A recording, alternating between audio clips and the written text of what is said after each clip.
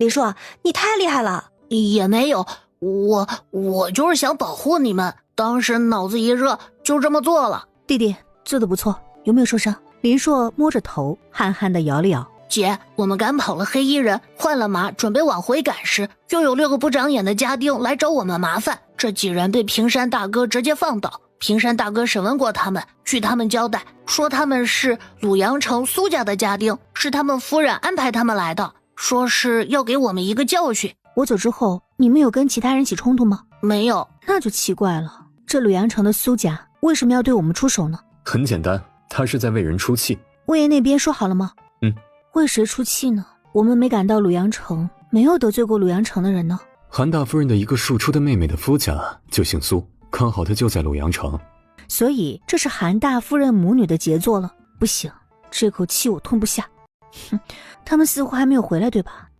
对。我拉马出去吃草，放马。许无厌下意识地向外看，天黑了，拉马出去吃草？哎，夫人，天黑危险。危险啥？我就在外面。怎么，我不能去放马吃草，缓解一下情绪？能。林默牵着马在附近的野地里走着，看着马儿嫌弃地拱着地上的泥土，林默摇头。冬天连草根都很少，他走过去，右手摸了摸马头，左手悄无声息地从空间里弄出一把鲜嫩的野草，递到马嘴边。吃吧吃吧，吃饱了一会儿带我去鲁阳城。他不断拿出空间里的草来喂马。林默眼底带着一抹冷意，他今晚要发疯，要缺德，他要享受下缺德人生。见马儿吃得差不多了，趁没人注意，直接带着马儿进了空间，随后就朝着鲁阳城的方向奔去。走出很远之后，他把马从空间里放出来，爬上马，抱着马脖子，小心翼翼地拍了拍马头。想吃好吃的就别把我甩下去，快带我去鲁阳城，稳着点。马嘶叫一声，小跑出去了。而死死抱着马脖子，双腿夹着马背的林默，那叫一个郁闷啊！他太难了，他不会骑马，等有机会得让他们教自己骑马才行，不然每次这般狼狈的抱着马脖子，实在是难看。林默刚离开，在不远处负责保护他安全的徐平安发现不见他的踪影了，立刻赶过去他刚才所站的位置找人，但黑暗中四周却不见人和马的影子。徐平安没有任何的迟疑，立刻回去找徐无厌。少爷，当时少夫人就在这儿放马，可是我扭头跟人说了一句话，再回头就不见了少夫人和马的踪影。少爷，你说会不会是少夫人骑马到附近玩了？不可能，她不会骑马。大冬天哪来这么嫩这么绿的野草？这是什么？没什么。徐无厌下意识地把手里的野草藏在袖子里。他可能牵马往前面去了，我去找他，你先回去，这件事别惊动人，有人问起就说我和少夫人牵马散步去了。不错，挺听话的，没有把我给甩飞。说完，趁天黑无人，直接把马收入空间，随后进了城，找人打听了一下苏家所在的方向，直奔苏家而去。借助空间的掩护，大摇大摆地朝苏家走去，听着苏家大厅方向传来的喝酒聊天声。慢慢喝，等你喝完，你苏家就只剩下一个空壳子了。苏家的库房，我来了。接下来林默一路搜刮，但凡他经过的院子都没能逃过他的搜刮，只要是值钱的他直接收了。他把库房里的东西全部搬空，箱子都不给留。这苏家还真是够有钱的。对了，还有厨房，把他家存的仓库里面的粮食全部都收了。这就是苏家惹自己的下场。他是缺德了点儿，但谁让他没事乱帮人出气，自找的这是。等到苏家前院时，刚好众人正散去，苏家家主苏伟明正在跟鲁阳侯说话，而他旁边站着一个长相艳丽的中年妇女，而韩玉龙母女正站在他的身旁。哼，林默眼底闪过一抹不怀好意，他最喜欢成人之美，韩玉龙想攀高枝儿，自己一定会帮他。侯爷，走吧，咱们到书房去说下其他的事情啊，就让我这外甥女儿陪令郎在这里走走等你啊，你觉得怎么样啊？可以。而他们一走，苏夫人和韩大夫人也借故走了，只留下他们两人独处。二公子，我们去前面走走，可以吗？韩姑娘请。先在前面走着，不时回头和李维宇说着一些京城的事情，而李维宇也有意迎合。两人很快就抛去一开始的不自在，变得熟悉起来。韩姑娘和这鲁阳城的姑娘当真不一样，不管是见识还是学识，都比他们好太多了。二公子夸张了，你若不介意，可以喊我小龙。空间里面的林默看着这腻歪的一幕，摇了摇头。林默摇头，翻弄着空间里面的东西，忽然一个小瓷瓶进入他的眼中，催情散。林默不厚道地笑了起来，毫不客气地直接用了一点。这催情散果然好用，就这么一点点就能让他们对视时眼睛拉出丝儿来。林默偷笑，现在该是让他心想事成的时候了。林默直奔苏家书房而去，刚好听到苏伟明在说粮食的事，听到他说事成之后与鲁阳侯55分账。这些粮食是储备粮，如果不遇灾情还好，一旦遇到灾情，拿不出粮食来赈灾，被查到那是会掉脑袋的。嗨，侯爷何时胆子这么小了啊？这批粮食我们只是拿来卖掉赚差价，然后再从别的地方买便宜的粮食放进去，这一来一回就1个月的时间，咱们就能最少赚10万两。侯爷，你确定不心动吗？而且我们要是买陈年粮食放进去，能赚得更多。鲁阳侯没说话，皱眉思考着事情。侯爷，你莫不是嫌钱咬手不成啊？啊，这放到嘴边的钱不要啊！若不是北边今年粮食欠收，这钱也轮不到我们赚。这消息啊，我也是刚收着的，还没传开呢。侯爷，这机会若是错过了，再想这般轻松的赚到钱就难了。我就怕忽然有灾情。侯爷呀，你在说什么胡话呢？啊！咱们鲁阳城多少年没遇到过灾情了？别的地方不是旱灾就是水灾，但咱们鲁阳城从没发生过。鲁阳城就是一块风水宝地啊，咱们都是上天庇佑之人，绝对不会刚好发生这种事儿。这生意一来一回就1个月的时间，就算真的有灾情，咱们也赶得及，根本就不用担心。真的1个月时间？好，记住你的话，1个月。1个月的时间赌一把，说不定能大赚一波呢。想到即将到来的天灾，林默嘴角处的寒意渐甚，就是因为这些蛀虫才会有这么多事。看来他一会儿还要多去一个地方，要他们偷鸡不成蚀把米，想赚差价，坑死他们去。不行，现在得先请他们去看戏。这一声尖叫惊动了不少苏家人，等他们循声过来时，刚好看到正亲得难解难分的韩玉龙和李维宇。爹，苏伯父。年轻人嘛，哎呀，情难自禁嘛，理解理解啊，毕竟谁没年轻过呀。维宇，男人就该沉着稳重，举止不该轻浮。大庭广众之下做出这般轻浮的举止，你让旁人怎么看我们鲁阳侯府？再有下次，你看我怎么罚你！不过是个女子，抬进府里做个贵妾便是。韩鱼龙是吧？等到了流放之地，我会让人把你接回来，抬到府里。维宇，走。小龙，我等你。随后跟上父亲的步伐走了。贵妾，他居然只是想把自己纳为妾室，而不是正妻。他们把自己当什么？谁要给他做妾呀？娘，你刚才为什么不说话？做妾？谁要给他做妾了？我要的是正妻。哎呀，是啊，三妹，咱们说的不是正妻吗？怎么是小妾了？切，我的好姐姐，你在做什么白日梦呢？那是以前韩家没败之前，现在你女儿给人家做个贵妾，都是给了我家老爷的面子，不然就是一个通房。他可是未来的鲁阳侯，身份尊贵的呢。就你家现在这个情况，想给人家做正妻，差远了。谁让你们之前不答应这门亲事？不想嫁，明日我帮你们推了便是。好了，时间不早了，早点睡啊，明天还得送你们出城。好了，姐，别闹了。小龙嫁给鲁阳侯府的二公子为贵妾，已经算不错了，而且你们也算有了靠山，也没人欺负你们了。好了，为了你们，我可是忙了一天，我要回去睡了。而韩云龙回房之后，闹了许久，闹累了，睡了。做妾，怪不得心高气傲的韩玉龙闹成这样呢。哼，没事啊，你不想做贵妾，我也能成全你。看我对你多好。林默偷笑，扬了一把迷药给昏睡过去的韩玉龙，然后把人收进空间，直奔苏家书房而去。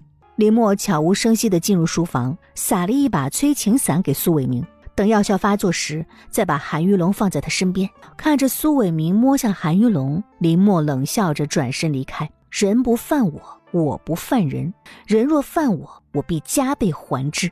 韩玉龙，若不是你一而再再而三的惹我，我也不会这般对你。要怪就怪你自己。出了苏家大门，林默看了下方向，直奔粮仓的方向而去。进了粮仓，看到粮仓里满满的新粮，林默毫不犹豫地收了。原本就想这样走了的，但想到自己或许可以让他们狗咬狗一嘴毛，他进了空间。再出来时，粮仓里再次摆满了一袋袋的粮食。可惜啊，不能亲自看他们狗咬狗的场面了。深夜了，也不知道他们要急成什么样子。回去了。黑暗中走出一人。谁？是我。徐无厌，你知不知道人吓人会吓死人的？回去吧。你就不问问我去干嘛了吗？为什么要问？你想做什么尽管去做，只是别像今晚这么让人担心就好。好。回去别说漏了嘴，我跟你娘说我们去喂马聊天。好，谢谢你。别跟我客气，林默，我们是夫妻，现在是，将来也是，这个不会有任何的改变。林默沉默没说话。过几日他就会遇到他喜欢的人，到时候他就不会这么说了。许无厌叹气，他能感觉得到，在这方面他很排斥自己，似乎不想跟自己有过多的牵扯。算了，慢慢来吧。走吧，夜深了。看来他娘很喜欢秦元丽。回来啦？怎么这么晚呢？聊得久了点，娘继续睡吧。好。林默这一觉睡得很沉，等他醒来时，发现众人已经醒了。抱歉，我马上起来收拾。嫂子，别急，我哥说了，让我们不要吵你，让你多睡一会儿。等他放好东西，吃过他们留给他的早饭，老魏这边就来催出发了。看到李平，林默想到他让自己买的粮食，忍不住拍了下头，转身找了个袋子，从马车上的粮食袋子里面装了约莫10斤重的大米，直接拎过去给李平。抱歉啊，昨晚忘了给你。没事儿。他还以为林默忘记了帮他买，做好了准备，这一路上挖野菜草根充饥。小六子再次过来催他们出发。六爷，再迟点出发，我韩家还有人没回来。对呀，六爷，你行个方便，等我媳妇儿和闺女回来，我给你包个大红包，真的。六爷，再等等啊！都给我闭嘴！准备出发，不走的、迟回的，全按逃犯处理。韩玉书虽埋怨自己妻女回来的晚，但这会儿也只能尽力周旋，努力给小六子说着好话，但小六子依旧不松口，只催他们赶紧走，再不走就不客气了。徐家人回来晚，你们就给他们通融，晚走。到了我家，你却半点情面都不讲，你们不但过分，而且不公平。你们这么做不就是徐家那女人会讨好你们吗？信不信我写信给人，我告你们。小子，你还真就说对了，我不但可以更过分更不公平，我还可以打你呢。你去告我，去告我，跟老子说公平。你一个被流放的犯人，你配吗你？耽误出发的时间还敢在这里唧唧歪歪的说是老子的错，我抽死你。还当自己是大少爷呢，敢跟借差叫板，欠揍。韩家人一见韩启被打，连忙上前去阻拦，一时之间现场乱成了一团。直到老魏带人来，韩家人这才老实起来。都说了，少给老子惹事，一个个都没耳朵听，是不是？老子抽死你们这些不省心的东西，省得天天给老子惹事。你居然敢打我！我告诉你，我妹妹攀上了鲁阳侯，一会儿他们过来的时候，有你好看的。鲁阳侯？怎么样，怕了吧？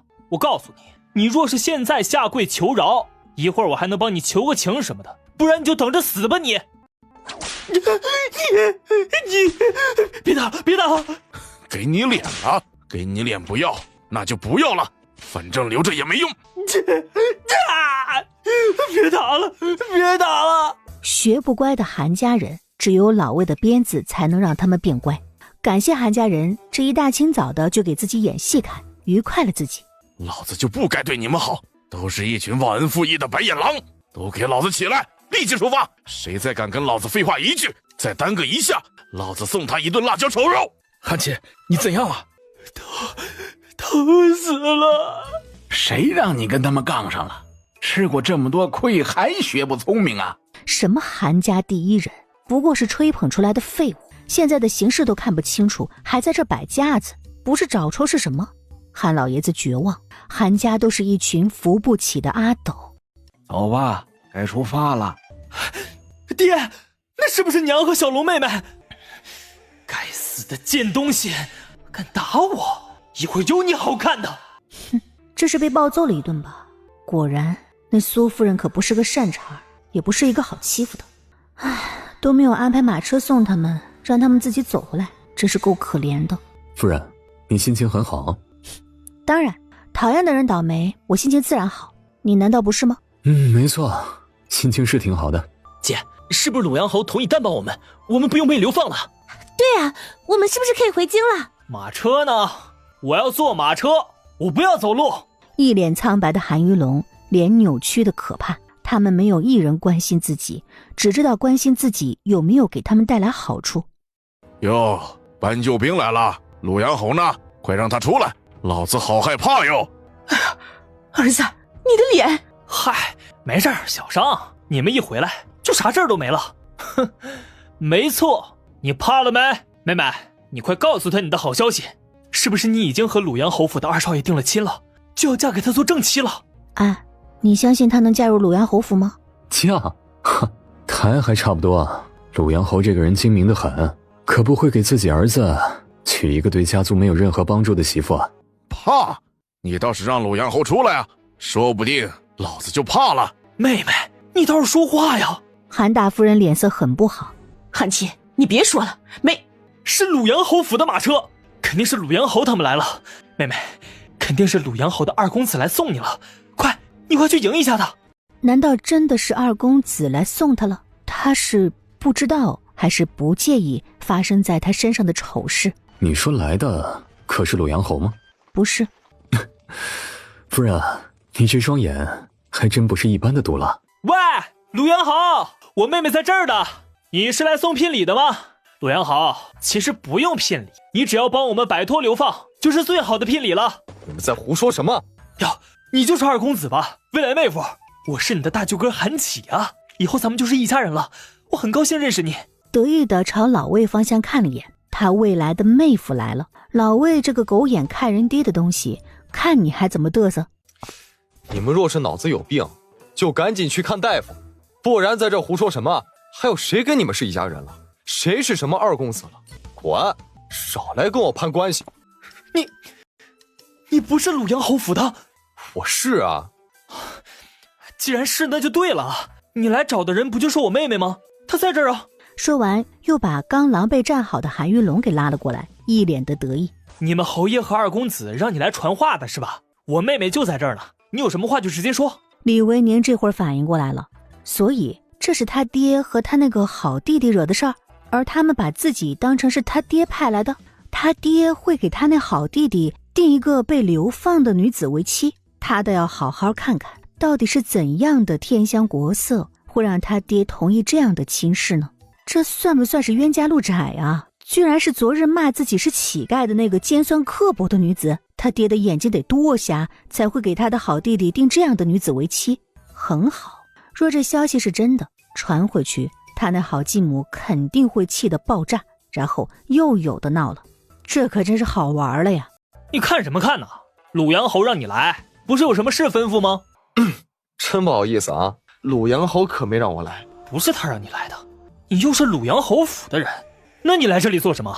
自然是找人。找人？那不就是找我妹妹吗？说没错的话，大公子应该是来找我的，对吧？怎么，有意见？哼，这怎么可能？鲁阳侯府的人怎么可能会来找你啊？有什么不可能的？大公子是不是来找我的？对，我就是来找徐少夫人的，有问题吗？他，鲁阳侯的嫡长子李维宁。什么？他是鲁阳侯嫡长子？他怎么觉得自己似乎在哪儿见过，就是一时想不起来。你是二公子的大哥是吧？那就更好了。你难道不知道吗？我妹妹和你弟弟定亲的事情。你还真说对了，我还真不知道。